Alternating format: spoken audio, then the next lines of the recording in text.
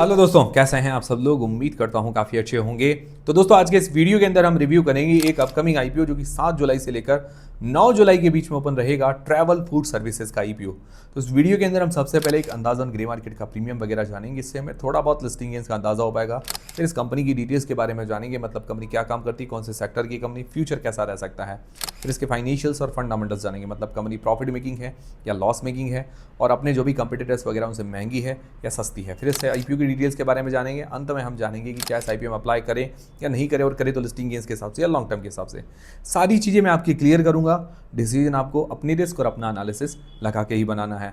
तो वीडियो शुरू करने से पहले दोस्तों, टेलीग्राम, इंस्टाग्राम, फ्री में डीमेट अकाउंट सबकी लिंक डिस्क्रिप्शन के अंदर है। ऑफिशियल यूट्यूब चैनल से ही आप टेलीग्राम, इंस्टाग्राम वगैरह ज्वाइन कीजिए, ताकि क्या है कि कोई भी आपके साथ फ्रॉड ना हो, कोई भी गलत स्टॉक रेकमेंड करे। मतलब हमारी तरफ से कोई स्टॉक रेकमेंडेशन नहीं होता है, ना ही कोई हम पैसे मांगते हैं, तो सावधान रहें आप।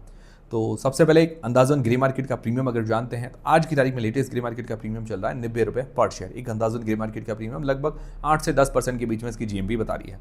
तो नॉर्मली अभी जीएमपी देखे तो लगभग 10% के आसपास ही आजकल आईपीओ की बता रही है। उस हिसाब से ठीक है, मतलब ज़्यादा तो बढ़िया नहीं कह सकते, ठीक ठाक है। हमारा तो मिनिमम क्राइटेरिया रहता है कि 20% के आसपास हो तो बढ़िया है।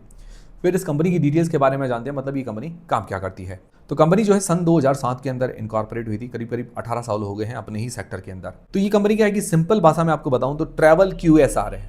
क्यूएसआर मतलब होता है quick service restaurants. Quick service restaurants जैसे क्या होता है कि जो फास्ट फूड वगैरह होते हैं, जैसे आप देख लीजिए डोमिनोज है, मैकडोनल्ड्स है, ये क्यूएसआर कहलाते हैं, मतलब क्विक सर्विस रेस्टोरेंट।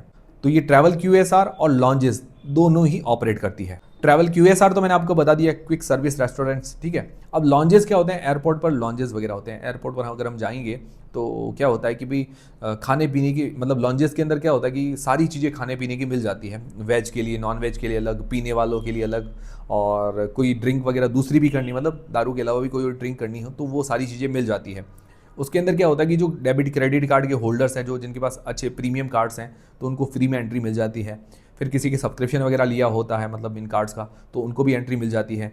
या कोई बिजनेस क्लास के, मतलब जो फ्लाइट के अंदर मतलब सफ़र कर रहे हैं, उनको भी सुविधा मिल जाती है। या किसी के, मतलब ये जो ट्रैवल क्यूएसआर है उसकी, मतलब जो भी सब्सक्रिप्शन लिया होगा या कुछ भी इनका प्लान वगैरह ले रखे होंगे, तो उनको एंट्री मिलती है। या वहाँ पर आप पे करके भी एंट्री कर सकते हैं। तो इस तरह से इसकी कमाई वगैरह होती है।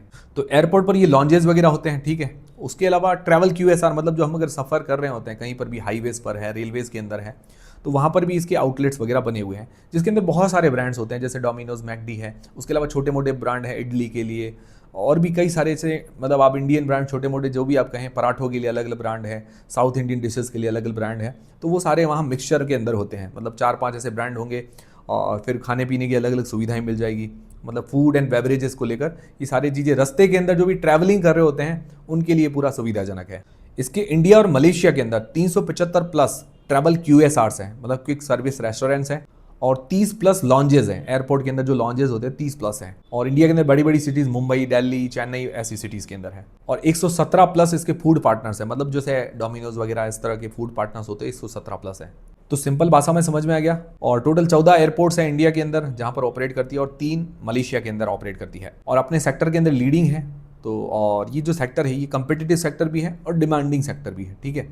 तो ये अपने सेक्टर के अंदर खास क्या कर रही है, उसके लिए हम इसके फाइनेंशियल्स, फंडामेंटल्स भी देख लेते हैं। तो फाइनेंशियल्स 2023 से 2025 तक दिए गए हैं। तो अगर इसके एसेट्स देखें तो साल दर साल ग्रोथ है, 1332 करोड़ रुपए से 1902 करोड़ रुपए हुए हैं। रेवेन्यू 1103 करोड़ से 1762 करोड़ रुपए के आसपास हुए हैं, अच्छी ग्रोथ है। फिर प्रॉफिट आफ्टर टैक्स 251 करोड़ रुपए हुआ है 2023 के अंदर, और फिर बढ़कर 2024 के अंदर 298 करोड़ रुपए, और फिर 2025 के अंदर बढ़कर 380 करोड़ रुपए के आसपास हुआ है। प्रॉफिट मार्जिन निकाले तो 22.75% है 2023 के अंदर, 2024 में घटकर हो गए 20.38%, वापस 2025 में बढ़े 21.5%। देखिए जनरली जब रेवेन्यू बढ़ता है उसके साथ जो मार्जिन है वो थोड़े कम होते हैं, बट अगर आप रुपीज़ में काउंट करेंगे, भी करोड़ में काउंट करेंगे, तो इसका प्रॉफिट बढ़ रहा है, तो ये काफ़ी अच्छी बात है। बाकी मार्जिन इसके 20% से ऊपर लगातार बरकरार है, लगातार 3 सालों से, काफ़ी अच्छी बात है। एबिटा के अंदर हर साल ग्रोथ है, नेटवर्थ के अंदर हर साल ग्रोथ देखने को मिल रही है। रिजर्व हर साल बढ़े हैं, 1040 करोड़ रुपए के रिजर्व्स हैं, और अभी FY25 के अंदर इसके ऊपर कोई भी बोरोइंग्स नहीं है, तो डेट फ्री कंपनी आप इसको मान के चल सकते हैं, काफ़ी अच्छी बात है। फाइनेंशियली कंपनी काफ़ी स्ट्रांग नज़र आ रही है। अभी इसकी पीयर कंपटीटर्स देखें तो वो फाइनेंशियली काफ़ी मतलब वीक है, मतलब उनके प्रॉफिट मार्जिन्स वगैरह कम है। उनके ऊपर उधारी वगैरह है, अर्निंग्स पर शेयर कम है, उसके मुकाबले ये कंपनी अच्छी नजर आ रही है। ये इसके लिए थोड़ा बेनिफिट हो जाता है, मतलब जो कंपिटेटिव सेक्टर होता है उसके अंदर अदर कंपिटिटर से ये खास क्या करें, तो इसके लिए अदर कंपिटिटर से ये कंपनी खास है।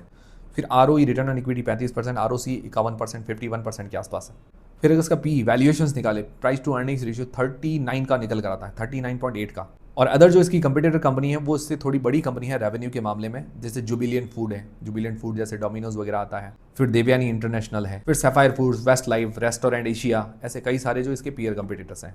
तो उनका पी अगर देखें 205 से 2097 के आसपास निकल कर आता है, मतलब इतने महंगे महंगे वैल्यूएशन, क्योंकि उनका अर्निंग्स पर शेयर कम है, प्रॉफिट वगैरह जो है कम है रेवेन्यू के मुकाबले। उस कारण क्या है कि इनके पी थोड़े हाई नजर आते हैं। तो पी हाई है तो वो तो हाई ही रहेंगे, और इसका पी है 39 का, उसके मुकाबले मतलब जो अपने पीयर कंपिटिटर्स हैं उनके मुकाबले तो काफ़ी सस्ती वैल्यूएशंस है।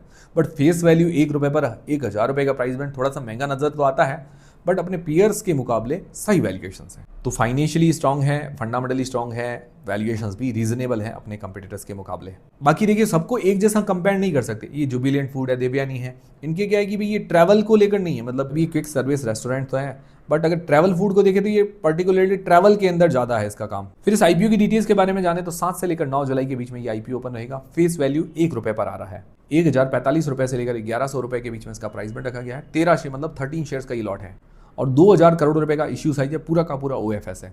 हालांकि ज़्यादा दिक्कत नहीं है क्योंकि कंपनी फाइनेंशियली स्ट्रांग नजर आ रही है, तो ज़्यादा ऐसे पैसों की भी जरूरत नजर नहीं आ रही, उस हिसाब से OFS है तो ज़्यादा दिक्कत वाली बात नहीं है। और जो एम्प्लॉइज हैं इसके उसको 104 रुपए का डिस्काउंट दिया गया है। रिटेल पोर्शन है 35% का। लिस्टिंग डेट है 14 जुलाई को। तो ये हो गई पूरी आईपीओ की डिटेल्स। अब सबसे मेन सवाल ये आता है कि क्या इस आईपीओ में अप्लाई करें या नहीं करें। करें तो लिस्टिंग गेन्स के हिसाब से या लॉन्ग टर्म के हिसाब से। उससे पहले आपके पास या आपके फैमिली मेंबर्स में किसी के पास डीमेट अकाउंट नहीं है, खुलवाना चाहते हैं, तो उसकी लिंक डिस्क्रिप्शन के अंदर आपको मिल जाएगी। तो सबसे पहले जो लोग लिस्टिंग गेन्स के हिसाब से अप्लाई करना चाहते हैं तो जनरली हम हमारे 4 पैरामीटर्स देखते हैं, जैज या नॉलेज जैज पैरामीटर्स। ये सिर्फ हम रिस्क मापने के लिए देखते हैं। 4 पैरामीटर्स के 4 पॉइंट होते हैं। 2 पॉइंट आते हैं तो न्यूट्रल है, 2 पॉइंट से कम है तो रिस्क थोड़ा ज़्यादा है, और 2 पॉइंट से ज़्यादा मिलते तो रिस्क थोड़ा कम है। ये सिर्फ रिस्क मापने के लिए देखता हूँ, बाकी अप्लाई करने नहीं करने का डिसीजन नहीं है, वो तो डिसीजन आपको खुद को बनाना है, अपनी रिस्क अपना एनालिसिस लगाकर। तो सबसे पहले जीएमपी अगर देखें जो हमारा पहला पैरामीटर है, तो अभी उसकी जीएमपी लगभग 8 से 10% के बीच में, तो यहाँ पर हम आधा पॉइंट देना चाहेंगे, क्योंकि मिनिमम 20% हो तो पूरा पॉइंट मिलता है। फिर वैल्यूएशंस अगर देखें तो यहाँ पर मैं पूरा 1 पॉइंट देना चाहूँगा। हालांकि पीयर कंपिटिटर्स के मुकाबले तो वैल्यूएशन सही है, पर थोड़ा एक कन्फ्यूजन है कि फेस वैल्यू ₹1 पर आ रहा है, 1100 रुपये का प्राइस बैंड है, तो वो थोड़ा वहाँ पर महंगा लग रहा है। बट अभी मेन देखा जाए तो वैल्यूएशन अपने पीयर्स के मुकाबले वैल्यूएशन सही है, इस हिसाब से मैं 1 पॉइंट देना चाहूँगा। बाकी एंकर लिस्ट और सब्सक्रिप्शन आना बाकी है। एंकर लिस्ट अच्छी ही आने की उम्मीद है क्योंकि बड़ा इशू साइज है, और सब्सक्रिप्शन ठीक ठाक मिल सकता है क्योंकि थोड़ा इशू साइज बड़ा है, तो नॉर्मल सब्सक्रिप्शन की उम्मीद कर सकते हैं। तो अभी अगर देखा जाए 2 पॉइंट अवेलेबल, 2 में से अभी 1.5 पॉइंट तो बन ही रहे हैं, बट फिर भी अगर आप वैल्यूएशंस का भी आधा पॉइंट और काट दे तो 2 में से अभी 1 पॉइंट बन ही रहा है। बाकी मैं अपडेट आपको करता रहूँगा, हमसे जुड़े रहिए। आप लोग क्या करेंगे, अप्लाई करेंगे नहीं करेंगे, वो कमेंट करके बता दीजिएगा। बाकी मुझे लगता है अभी थोड़ा वेट करके अप्लाई करना चाहिए, हमें देखना चाहिए सब्सक्रिप्शन वगैरह, एंकर लिस्ट, सारी चीज़ें देख के अप्लाई करने का डिसीजन बनाना चाहिए, जल्दबाजी नहीं करनी चाहिए। फिर लॉन्ग टर्म के हिसाब से इसके पॉजिटिव्स और नेगेटिव्स देख लेते हैं, इससे थोड़ी बहुत आपकी हेल्प हो जाएगी। पॉजिटिव्स में सबसे बड़ा मुझे जो पॉजिटिव्स लगा, ये कंपनी फाइनेंशियली काफ़ी स्ट्रांग नजर आ रही है।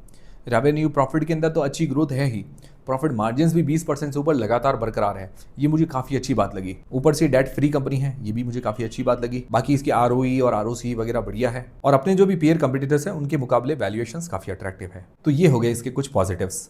नेगेटिव्स क्या है, नेगेटिव्स में अगर देखा जाए तो मुझे ऐसा विशेष कुछ तो नेगेटिव लगा नहीं। पीयर कंपिटिटर्स के मुकाबले वैल्यूएशंस तो सही है, बट ऐसा देखा जाए फेस वैल्यू ₹1 पर 1100 का प्राइस में थोड़ा सा महंगा लगता है। बाकी उसके अलावा मुझे विशेष ऐसा कुछ नेगेटिव नहीं लगा। सेक्टर ये कंपिटिटिव जरूर है, तो लॉन्ग टर्म के हिसाब से तो अट्रैक्टिव नजर आ रहा है। बाकी लिस्टिंग गेन्स के हिसाब से और भी फैक्टर्स आएंगे, तो थोड़ा हमें सोच समझ के अप्लाई करना चाहिए। बाकी अप्लाई करने और नहीं करने का डिसीजन नहीं है, जो भी आप डिसीजन बनाएं अपनी रिस्क और अपना एनालिसिस लगा के बनाएं। उम्मीद करता हूं ये वीडियो देखने के बाद आपकी काफ़ी हेल्प हुई होगी। हेल्प हुई है तो वीडियो को एक लाइक जरूर करें और कमेंट करके जरूर बताएं, और आपके डाउट्स क्लियर हुए हैं तो भी मुझे कमेंट करके जरूर बताइएगा। तो टेलीग्राम, इंस्टाग्राम, फ्री में डीमेट अकाउंट सबकी लिंक डिस्क्रिप्शन के अंदर है। मिलते हैं दोस्तों अगले वीडियो के अंदर।